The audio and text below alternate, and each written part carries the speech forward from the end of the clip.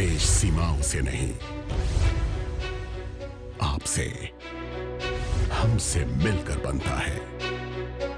इसकी धड़कनों में हमारी सांसें हैं। आप न्यूज में देश की धड़कनों को महसूस कीजिए। हमारे साथ आपके दिल की बात। नमस्कार, रात के 10 बज रहे हैं। एबीपी न्यूज संविधान की शपथ के साथ हाजिर हूं मैं, रोमाना इसार खान। देश में संविधान से बड़ा कुछ भी नहीं। हिंदुस्तान की कानून व्यवस्था और पूरे सिस्टम की नींव में संविधान है, जो भारत के हर नागरिक को आजादी और समानता का अधिकार देता है।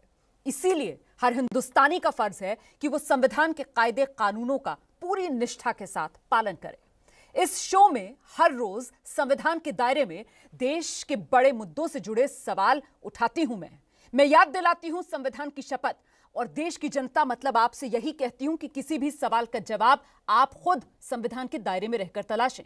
हमारे संविधान को ताकत हमसे मतलब देश के लोगों से मिलती है। इसीलिए देश के हर बड़े मुद्दे पर बिना भय या पक्षपात के, बिना द्वेष या अनुराग के अपनी समझ बनाइए। संविधान के दायरे में अपनी सोच को आत्मनिर्भर बनाइए। चलिए हम भारत के लोग शुरू करें संविधान की शपथ। आज संविधान की शपथ में हमारा मुद्दा समाजवादी पार्टी के नेता विधायक अबू आजमी का दिया एक विवादित बयान है। समाजवादी पार्टी के विधायक हैं अबू आजमी। अबू आजमी ने महाराष्ट्र के वन मंत्री संजय राठौड़ और पूजा चौहान की आत्महत्या मामले पर बोलते हुए कहा कि देश में लिव इन रिलेशन कानून ही गलत है और बहुत घातक है ये कानून। अबू आजमी ने सिर्फ कानून को गलत नहीं ठहराया, बल्कि उन्होंने यहां तक कह दिया कि पुराने वक्त में महिलाएं सिर पर गोबर ढोती थीं, घूंघट में चलती थीं। बिना पर्दे के महिलाओं के रहने और मर्दों के बीच घूमने से सामाजिक बुराइयां बढ़ रही हैं। तो सबसे पहले आप अबू आजमी का यह विवादित बयान सुनिए। कानूनी गलत है देश में। कानून ये है कि कोई भी स्त्री बिना शादी के किसी भी व्यक्ति के साथ रह सकती है। Living relation, what is this relation? आप एक लिविंग रिलेशन में किसी औरत को आदमी के साथ रखोगे और कोई गुनाह नहीं है, साल भर रहे, बाद में कहे कि हमारा रेप हो गया, ये क्या है? सबसे पहले जो इस्लामी कानून है, कोई भी औरत अब किसी मर्द के साथ अगर उसकी शादी नहीं हुई है तो कोई भी ऐसी एक्टिविटी नहीं कर सकती जो अपने शौहर के साथ करना चाहिए। कोई भी औरत गैर मर्द के साथ रहना ही नहीं चाहिए। ये इस्लामी कानून है और हर धर्म में भी यही है। लेकिन आज जो मॉडर्न ज़माने में जो वेस्टर्न जो चल रहा है ना, यहाँ पे वो हवा चल रही वेस्टर्न की ना, उसमें लोग बह जा रहे हैं। और इसका बहुत सारी चीज़ ऐसी हैं कि इसका इस फ़ायदा उठा करके लोग गलत तरीके से बदनाम भी करते हैं। घर पे गोबर समझते हैं आप? गोबर मालूम है आपको? नहीं मालूम? बैल के जो निकलता है, अपने सर पर रखे दोपहर के अंदर अपना घूंघट इतना काट के लेके जा रही थी। ये हमारे देश की संस्कृति है। बिना पर्दे के बाहर घूमेंगे, मर्दों के बीच में रहेंगे, लिविंग रिलेशन करेंगे, तो ऐसी चीज़ें होने की संभावना बढ़ जाती है। तो इन चीज़ों पर रोक लगना चाहिए। अबू आजमी ने जिन संजय राठौड़ के संदर्भ में पूछे गए सवाल का जवाब दिया, वो संजय शिवसेना के नेता हैं और महाराष्ट्र में वन मंत्री।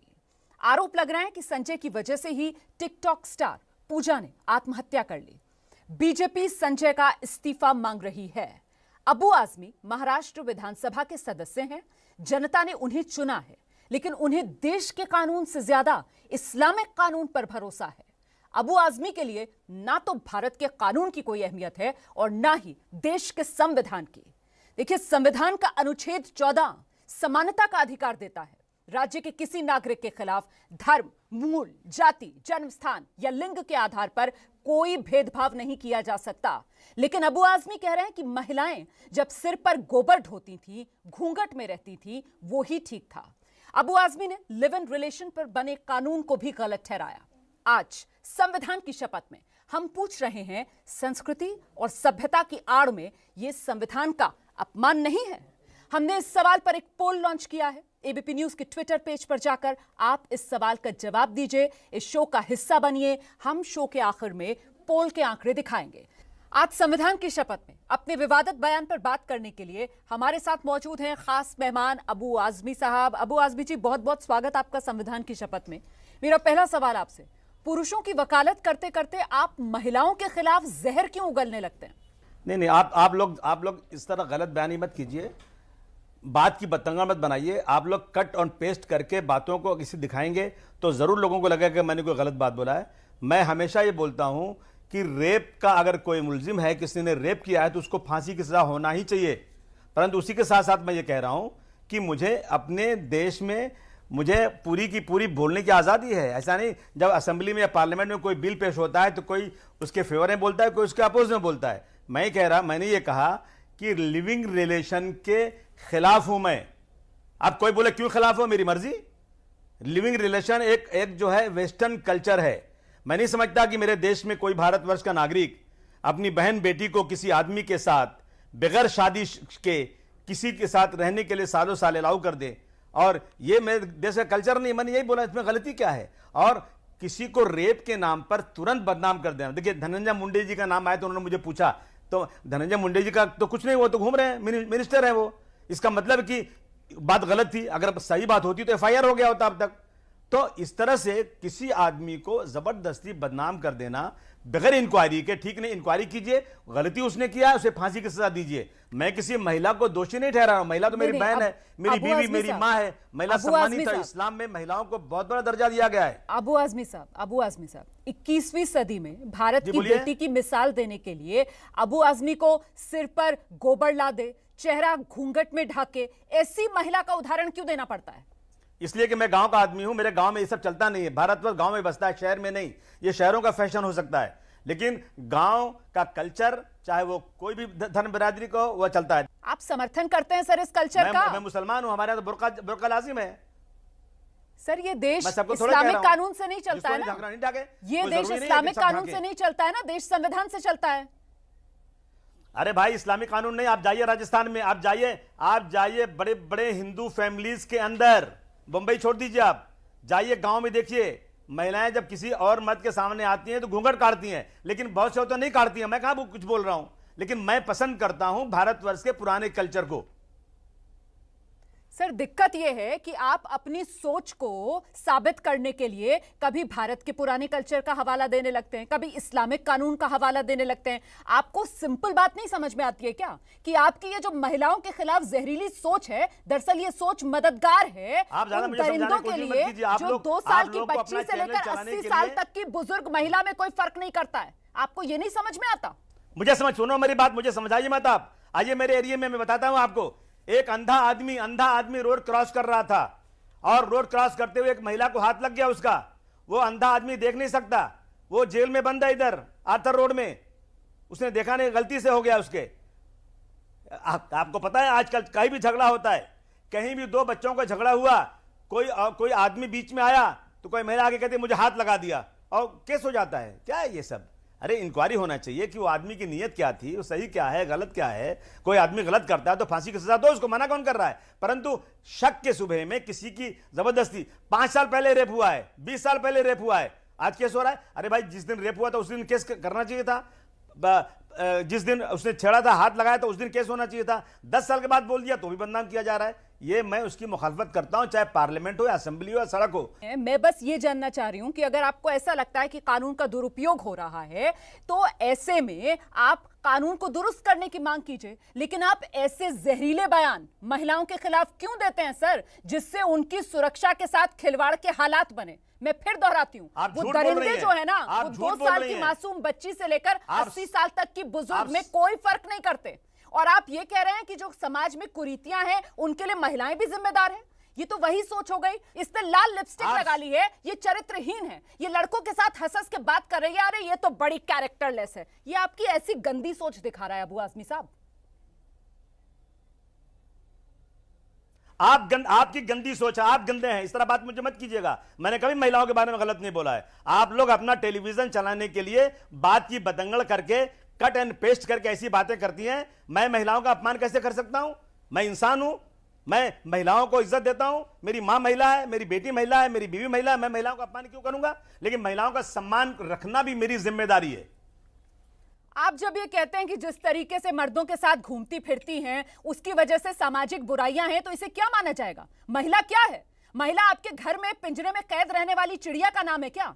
महिला बराबर की हकदार है। इस देश का संविधान महिला को इंसान मानता है, आपकी तरह शोपीस नहीं मानता है कि उसको घर में सजा कर रख दो शोपीस की तरह, या पिंजरे में कैद कर लो चिड़िया की तरह।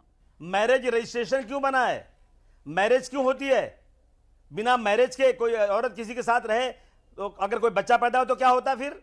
मैरिज रजिस्ट्रेशन करना, मैरिज करना इस देश का कानून है, तो बिना शादी करने की जरूरत ही नहीं क्या आपके ख्याल से? आप ऐसी बातें करती हैं कि आपके घर की कोई महिला किसी और आदमी के साथ जाकर साल साल 2-2 साल तक लिविंग रिलेशन में रहे तो आपको अच्छा लगेगा क्या? मुझे तो नहीं अच्छा लगेगा। सर, भारत के कानून ने मंजूरी दी है। हम यहां पर लिबर्टी की बात करते हैं, हम यहां पर आजादी की बात करते हैं, हम यहां पर अधिकारों की बात करते हैं, लेकिन अगर हमारी सोच के हिसाब से वो आजादी नहीं है तो फिर हमें वो खलती है, फिर हम महिला को कटघरे में खड़ा करने लगते हैं। अब क्या हुआ आजादी का? अब कहां गई वो आजादी जिसके आप लोग झंडा बरदार बनते हैं? क्योंकि वो आजादी महिला को चाहिए, इसलिए आपकी पुरुषवादी सोच को दिक्कत होने लगती है और महिला को आप बराबर का इंसान नहीं मानते, इसलिए आपको गवारा नहीं है कि महिला आजाद रह सके इस देश में। आप झूठ बोल रही हैं, आप झूठ बोल रहे हैं। हम महिला की बहुत इज्जत करते हैं, महिला को बराबर का अधिकार देते हैं। हमारे यहाँ 50% रिजर्वेशन है, महिलाएं 50% इलेक्शन लड़ती हैं। हम क्यों नहीं इज्जत देंगे? हम बिल्कुल इज्जत देते हैं। वो इंसान नहीं जो महिलाओं को इज्जत नहीं दे। महिलाओं को सम्मान करना हमारा कर्तव्य होता है। कैसी बात करती हैं आप? महिलाएं मैंने आराम से काम कर रही हैं। इंदिरा गांधी महिला थी, 21वीं सदी में आपके हिसाब से भारत की महिला कैसी हो? घूंघट से चेहरा ढके, सर पर गोबर ला दे, ये तो आपका जहन में तस्वीर है हिंदुस्तान की महिला की। इससे आगे क्या बात की जाएगी? जो अधार्मिक लोग हैं, जो धर्म पे नहीं चलते, वो आप जैसी बातें करते हैं। जो धर्म पे चलते हैं आप जैसी बातें नहीं करते। माफ कीजिएगा, इसका धर्म से कोई लेना देना नहीं है। माफ कीजिएगा, अपनी पुरुषवादी सोच के लिए कभी धर्म को या फिर कभी इस्लामिक कानून को या फिर कभी भारतीय संस्कृति को ढाल मत बनाइए। माफ कीजिएगा, ये आपकी पुरुषवादी सोच है। ये तो हिंदू मुस्लिम हर धर्म में होता है। मैं नहीं कर रही, आपने की। आपने इस्लामिक कानून की बात की, आपने भारतीय संस्कृति की बात की, आपने चेहरा घूंघट में ढक के सर पर गोबर लाते, आपने ये बातें की हैं कि जो है बढ़ाना चाहती हो। गलत बात है ये, अच्छा मत कीजिए। मैं तो आपसे पूछ रही हूँ, आप ऐसी मिसाल क्यों दे रहे हैं? आएंगी आप ऐसी मिसाल क्यों दे रहे हैं? आप क्या चाहते हैं? इस देश में औरतें जो हैं वो अपने घर में कैद हो जाएं? इस देश में औरतें जो हैं वो बुर्का पहनकर घूमें? आप क्या चाहते हैं? नहीं, आप नंगे घूमे ना, नंगे घूमे कहाँ मना कर रहा हूं? मुझे क्या करना है? मगर देश में एक कानून है, पता है आपको? एक देश में लॉ है, बॉम्बे पुलिस एक्ट है। मुझे कहना पड़ रहा है, बहुत अफसोस के साथ मुझे कहना पड़ रहा है कि जो आपके हिसाब से कपड़े ना पहने उसको आप बिना कपड़ों का देखते हैं। बिहेवियर, वो लॉ क्या है, क्यों बना है? सर, जो आपके हिसाब से कपड़े ना पहने उसे आप बिना कपड़ों का कह देंगे। जो बुर्का ना पहने वो आपकी नजर में बिना कपड़ों की हो गई। ये आपने कहा है अभी, ये आपने कहा है अभी कि नंगा घूमिए आप, बुर्का मत पहनिए। बात नहीं किया, मतलब जो आपके हिसाब से कपड़े ना पहने वो बिना कपड़ों के हो गई। सर, जो आप खाका बनाएंगे महिला को उस खाके में फिट होना पड़ेगा क्या सर? इससे ज्यादा दुर्भाग्य और क्या हो सकता है? ये देश अबू आजमी के बनाए कानून से नहीं चलता है ना, ये देश संविधान से चलता है। इस शो का नाम भी संविधान की शपथ है। अबू आजमी साहब, आपको यहाँ पर माफी मांगनी चाहिए थी अपने बेहुदा बयान के लिए। बेहुदा बयान के लिए अपने माफी मांगकर जाइए। वाले जो चमचागिरी करते हैं, ये देश किसानों के खिलाफ कानून बना दिया। अब जो किसानों के फेवर में बोल रहा है वो देशद्रोही है, वो पाकिस्तानी है। वो जो है, मैंने तो पहले ही कहा था, जो है पाकिस्तान और चाइना के इशारे पर काम कर रहे हैं। किसान मुद्दा सूझ करता है तो किसानों के अधिकार की बात आप करेंगे।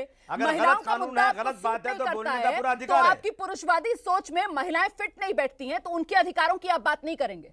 मैंने तो पहले ही कहा था, महिलाओं को आप चाहते हैं पिंजरे में चिड़िया की तरह कैद करके। मैंने कहा ना, महिलाओं को आप चाहते हैं अपने घर की किसी कोने में बहुत ज्यादा बोलती हैं, शोपीस की तरह बात तो सुनिए बिठा कर रखें।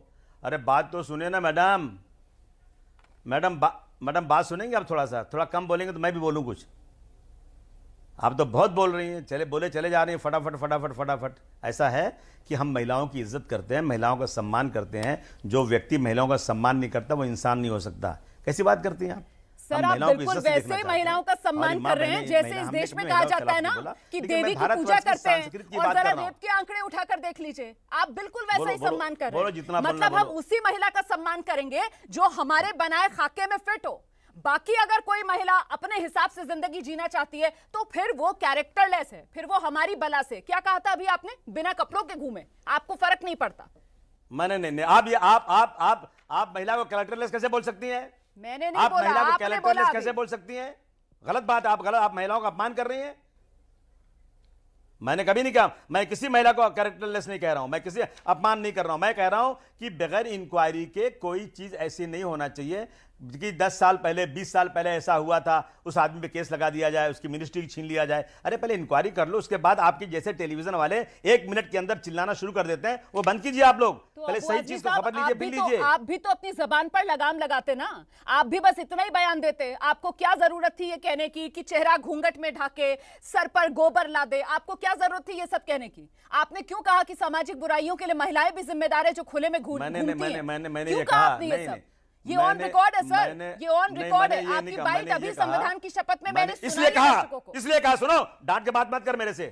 मैंने इसलिए कहा कि मैं एक दिन गांव में जा रहा था, बहुत धूप थी, एक महिला गांव में कोई आदमी नहीं था, वो अपने सर के ऊपर जानवर का गोबर लेकर के जा रही थी और घूंघट एक फुट नीचा गिरा था। मुझे अच्छा लगा कि देखो मेरे देश की संस्कृति अभी जिंदा है। क्या बुरा मैंने बोल दिया? तो मैं कह रही हूं, वही तो मैं कह रही हूं, एक दिन गांव में गए, आपको क्यों बुरा लग रहा है? वो महिला छप गई, लेकिन आप जाइए अमेरिका में रहिए ना, आप कीजिए, आप वेस्टर्न कल्चर अपनाइए ना, मैं कौन मना कर रहा है?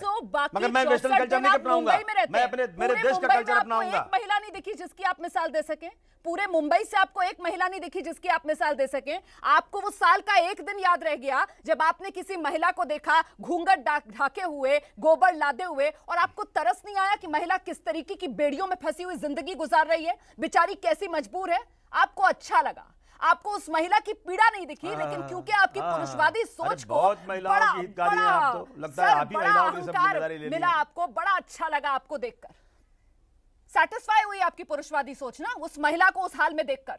आप जैसे लोगों से बात करने मुझे अच्छा नहीं लगता है। आप सब वेस्टर्न के गुलाम हो, वेस्टर्न कल्चर के, शहरों में रहने वाले लोग हो। सर हकीकत तो ये है सर कि हमें भी बहुत अफसोस होता है कि हम अपने देश के चुने हुए प्रतिनिधियों से इस तरीके के मुद्दों पर बात करते हैं, वो भी तब जबकि देश के अंदर महिला सुरक्षा के मामले पर चर्चा होनी चाहिए, जबकि देश के अंदर महिलाओं को किस तरीके से हम सुरक्षित समाज दे सके इस मुद्दे पर चर्चा होनी चाहिए। और आप लोग एहसास भी नहीं करते हैं कि आप लोग महिलाओं के मुद्दे को कितना नुकसान पहुंचाते हैं इस तरीके के अपने विवादित बयान देकर। सर बहुत बहुत धन्यवाद संविधान की शपथ में हमारे साथ आने के लिए, वक्त देने के लिए। अबू आजमी साहब, अबू आजमी अपने बयान पर अड़े हुए हैं, अपने बयान को सही ठहरा रहे हैं। आपने सुना। हम छोटे से ब्रेक के लिए यहां पर रुक रहे हैं। आगे संविधान की शपथ में हमारे साथ होंगी सामाजिक कार्यकर्ता रंजना कुमारी। ब्रेक के बाद आपका स्वागत। आप देख रहे हैं संविधान की शपथ। आज हम पूछ रहे हैं, क्या संस्कृति का नाम लेकर संविधान का अपमान करना सही है?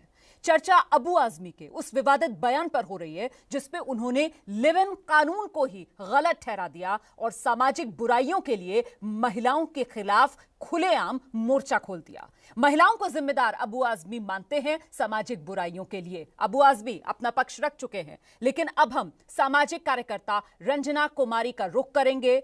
उससे पहले आपको बता दें, घरेलू हिंसा अधिनियम 2005 की धारा 2F के तहत लिव इन को कानूनी मान्यता मिली है।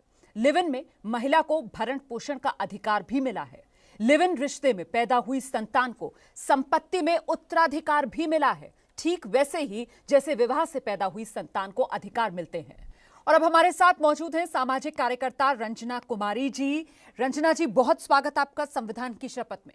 मैं ये समझना चाहती हूं मैम कि सुरक्षित समाज बनाने की जिन चुने हुए प्रतिनिधियों की जिम्मेदारी है, अगर वो ही महिला को घूंघट, मर्दों से मेल जोल पर पाठ पढ़ाने लगे, फिर तो महिलाओं की सुरक्षा की बात ही बेमानी हो जाती है। बिल्कुल, मुझे लगता है कि इस तरह के लोगों को जो भी मुंह में आता है नाप शनाप बोलने की आदत पड़ गई है, और खास तौर से पॉलिटिशियंस की। वो हमारे चुने हुए प्रतिनिधि कैसे बन जाते हैं, इस पर भी मुझे काफी आश्चर्य होता है कि पॉलिटिकल पार्टीज इन लोगों के इस रवैये की तरफ ध्यान नहीं देती हैं, और फिर इनको टिकट मिलता है और ये चुनाव लड़ते हैं और जीतते हैं, और फिर अनाप शनाप शुरू।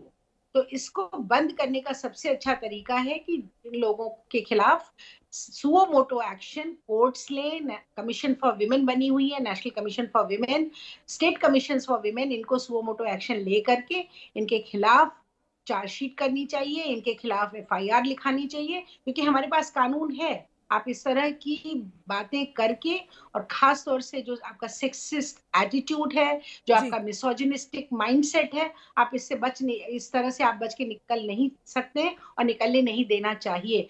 बहुत धन्यवाद रंजना कुमारी जी अपनी बात रखने के लिए। बड़ी महत्वपूर्ण बात जो रंजना जी कह रही थी कि ऐसे जहरीले बयानों को नजरअंदाज नहीं किया जाना चाहिए, बल्कि इनके लिए जिम्मेदारी तय की जानी चाहिए। सामाजिक कार्यकर्ता रंजना कुमारी की बात आपने सुनी। समाजवादी पार्टी के विधायक हैं अबू आजमी, अपने तर्कों से बयान को जायज ठहरा रहे हैं, लेकिन बात कानून की है और बात संविधान में दिए गए अधिकारों की भी है। इसीलिए अब हम सीधे आपको लेकर चलते हैं। संविधान के जानकार विवेक नारायण इस वक्त हमारे साथ मौजूद हैं इस मुद्दे का संवैधानिक दायरा बताने के लिए। विवेक जी, संविधान की शपथ में आपका बहुत स्वागत है।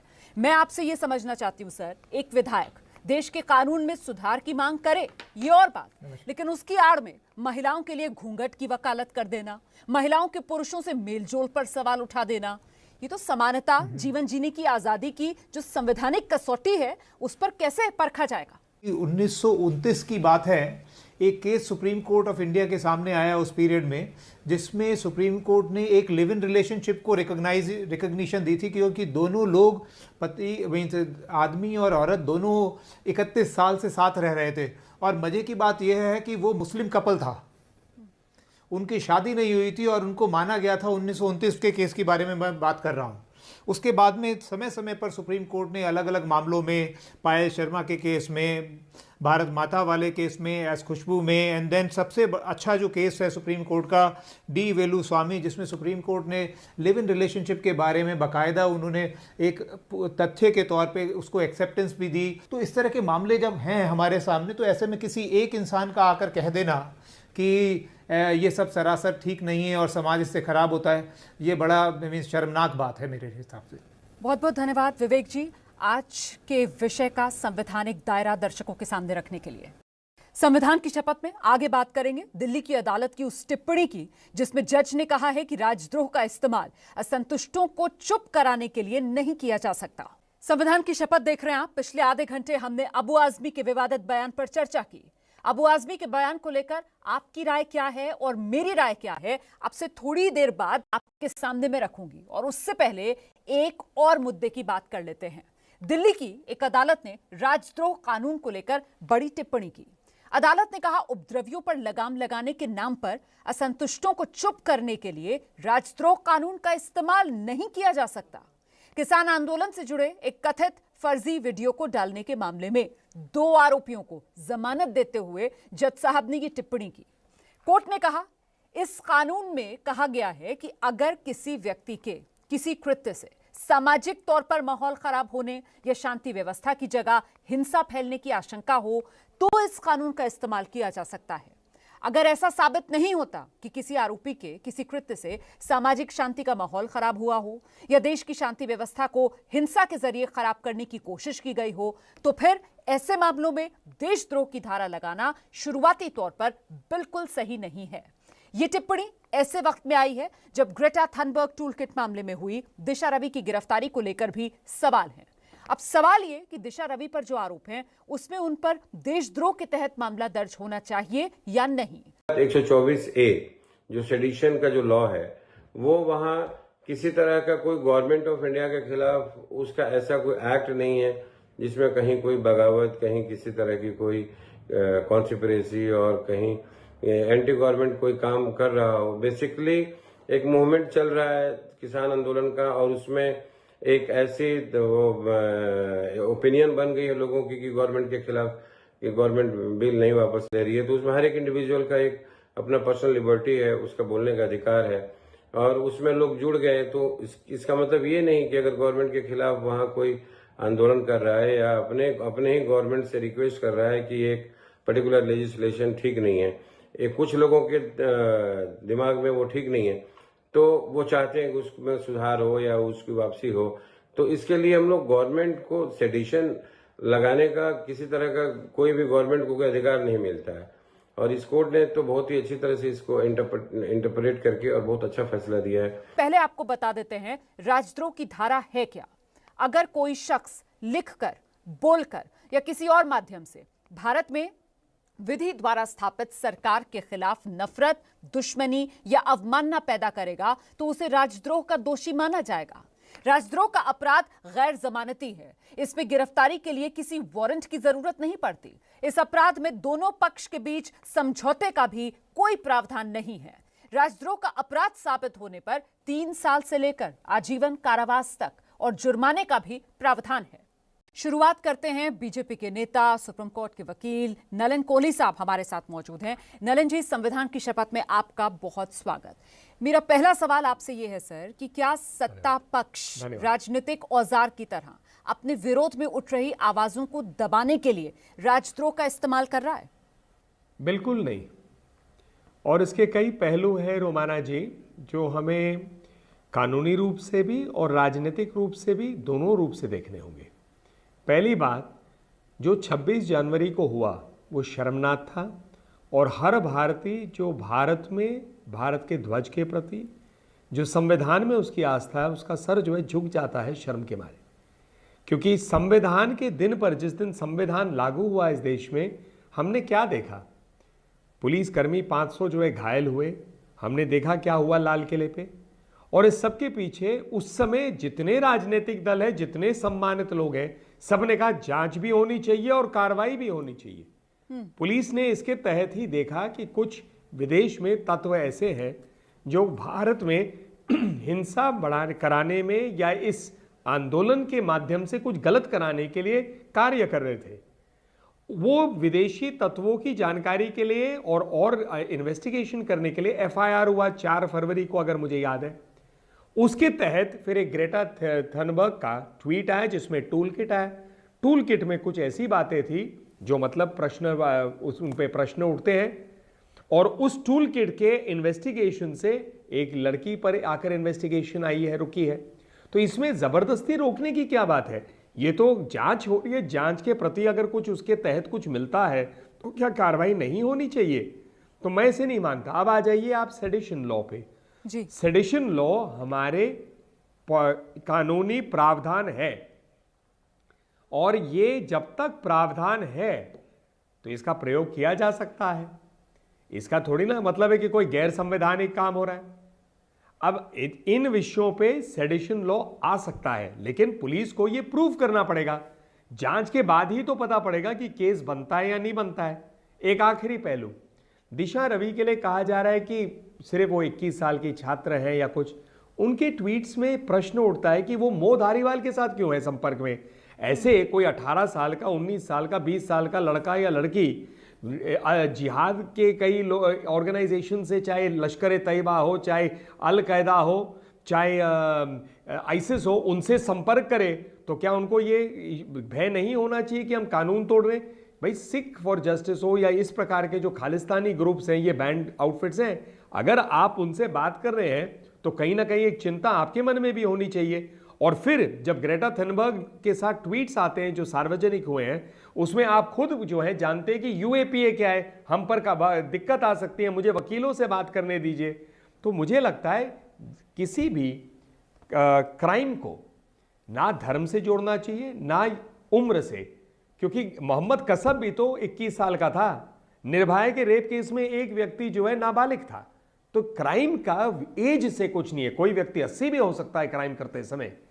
जांच ठीक से होनी चाहिए, जांच में स्पष्ट होना चाहिए कि क्या इसका रोल लिमिटेड था, एक्सपैंडेड था या कॉन्स्पिरेटर का रोल था। सवाल नलिन कोहली साहब इसलिए है क्योंकि पिछले 2 साल में 6300 इसी तरीके के मामले जो दर्ज किए गए हैं, और इसी वजह से जो विपक्ष है वो कह रहा है कि साहब ये मामला जो है वो दरअसल देशद्रोह का नहीं है, बल्कि अपने विरोध में उठ रही आवाजों को दबाने का ये मुद्दा है, और सत्ता पक्ष दुरुपयोग कर रहा है इन तमाम कानूनों का। तो महाराष्ट्र में जांच नहीं हुई उन भारत रत्न सचिन तेंदुलकर हो, लता जी हो, उनके ऊपर जांच के लिए मांग नहीं हुई थी महाराष्ट्र में कि आप जांच करिए कि ये क्यों जो है भारत के पक्ष में बोल रहे हैं इन विषयों पर? कमाल की बात है। आप ये कह रहे हैं जो सत्ता पक्ष होता है वो इस तरीके से दुरुपयोग करता है? मतलब आप ये कह रहे हैं कि सत्ता पक्ष जहां पर है वो ऐसा दुरुपयोग करता है? देखिए, महाराष्ट्र में भी वो दुरुपयोग कर रहे हैं, तो हम यहाँ केंद्र में अगर हैं, हम लोग सत्ता में, तो हम भी दुरुपयोग करेंगे, ये कह रहे हैं आप? नहीं, ये आपका निष्कर्ष है, मैंने ऐसा तो कहा नहीं। मैं आपको उदाहरण दे रहा हूं कि जो लोग प्रश्न उठा रहे हैं वो खुद क्या कर रहे हैं। ये दोहरे मापदंडों की बात हो रही है। दूसरी बात है कि इस पर आ जाइए। मैं आपको याद दिलाऊं, कांग्रेस पार्टी पे मैं स्पष्ट बोलता हूं, राजीव गांधी के समय पर स्करलेस एक्ट को लेकर एक कानून लाया गया था कि प्रेस की फ्रीडम जाए। कौन सा कानून मोदी जी की सरकार लाई है लोगों को उनकी बोलने में बंद कराने के लिए या कुछ? मुझे बताइए कौन सा कानून है?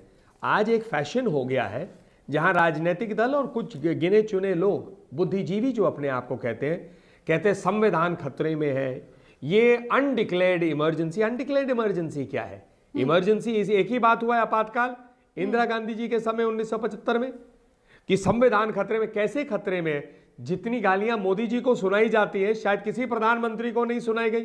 खुलेआम सरेआम लोग गाली दे देते हैं जो विपक्षी दल के, कुछ भी कह सकते हैं। कोई जेल में बैठे हुए क्या? इसीलिए सवाल ये है कि क्या विरोध की आवाज दबाने के लिए क्या पुलिस जो है वो सत्ता पक्ष के औजार की तरह काम कर रही है, और पुलिस बिल्कुल संवेदनशीलता नहीं बरत रही इस तरीके के मामलों में? इसी वजह से क्या राजद्रोह के मुकदमे जिस स्पीड से, जिस गति के साथ दर्ज किए जा रहे हैं, ये चिंताजनक है? लेकिन उतना ही चिंताजनक है कितने मूवमेंट्स आ रहे हैं जिनके तार विदेश से जाते हैं, जुड़ते हैं। ये भी तो उतना ही चिंताजनक है। जिस गति से ये हो रही है बात पिछले कुछ सालों में जो देखा जा रहा है, ये नहीं चिंता का विषय होना चाहिए रोमाना जी कि क्यों है खालिस्तानी गुट जो है भारत में इन्वॉल्व होते हैं? क्यों ऐसे नहीं है कि अलग अलग संस्थाएं भारत में और गंभीर रूप से लोग जो है प्रोटेस्ट करें, भंग करें चीज़ों को, उनके लिए फंडिंग करें? क्या ये एक चिंता का विषय नहीं बनता है? तो इसीलिए तो राजद्रोह के मुकदमे हो रहे हैं। कारण नहीं होगा तो लगेगा नहीं। ऐसा थोड़ी ना कि किसी को घर से उठा दिया बिना उनका कोई काम किए। आप, मैं, ऐसे इस देश में करोड़ों लोग हैं जिनकी जिंदगी जो होती है अपने काम, अपने क्षेत्र, उसमें लगे रहने की। क्या ऐसे थोड़ी ना किसी को उठा के हो जाता है? वो होता है मिसयूज। लेकिन बहुत ऐसे भी लोग हैं जो रोज सुबह अलग अलग संस्थाओं के साथ जुड़ते रहते हैं, अलग अलग चीजें सोचते हैं। उनका वो सोचते हैं कि मैं सही कर रहा हूं या मैं सही कर रही हूं, और वो जो विदेश से फंडिंग आती है उसका प्रयोग करते हैं प्रोटेस्ट के लिए और ये सब। क्या इन पे प्रश्न नहीं उठता? और वो विदेश से पैसे क्यों ले रहे थे? अपनी देश की चिंता और विदेश से मदद। मतलब ये कौन सा देश राष्ट्र की सोच है? ये कौन सा राष्ट्रवादी सोच है? बहुत धन्यवाद नलिन कोहली साहब, संविधान की शपथ में आने के लिए और इतनी बेबाकी से अपनी बात रखने के लिए। दोनों पक्षों की राय आपने सुन ली संविधान की शपथ में। अब वक्त बहुत छोटे से ब्रेक का। ब्रेक के बाद हम आपको दिखाएंगे पोल के आंकड़े, जिसमें हमने पूछा कि संस्कृति और सभ्यता की आड़ में क्या संविधान का अपमान जायज है। संविधान की शपथ में समाजवादी पार्टी के नेता विधायक अबू आजमी के महिला विरोधी बयान पर हमने सवाल पूछा कि क्या अबू आजमी ने संस्कृति की आड़ में महिला विरोधी बयान देकर संविधान का अपमान किया। हमने ट्विटर पर एक पोल लॉन्च किया और अब उस पोल के आंकड़े आपके सामने हैं। देख सकते हैं आप, हाँ में 48% लोगों ने वोट किया है, नहीं 44% लोग कह रहे हैं, जबकि 8% लोगों ने जवाब दिया है कह नहीं सकते। आप भी संविधान की शपथ के इस पोल का हिस्सा बन सकते हैं। हर रोज हम शो के विषय से जुड़ा सवाल आपके सामने रखते हैं। आप एबीपी न्यूज के ट्विटर पेज पर जाकर वोट कर सकते हैं। संविधान की शपथ देखा आपने। आज जो सवाल हम आपके सामने लेकर आए, अबू आजमी समाजवादी पार्टी के विधायक, उनका महिला विरोधी बयान, हमने कसौटी पर कसा उसे संविधान की। और आज की इस चर्चा के बाद मेरी राय बहुत साफ है, अबू आजमी का महिला विरोधी बयान संविधान के जीने की आजादी और समानता के अधिकार दोनों पर वार है। फिलहाल छोटे से ब्रेक के लिए यहां पर रुक रहे हैं, फौरन लौट रहे हैं। आप रहिए हमारे साथ, एबीपी न्यूज आपको रखे आगे।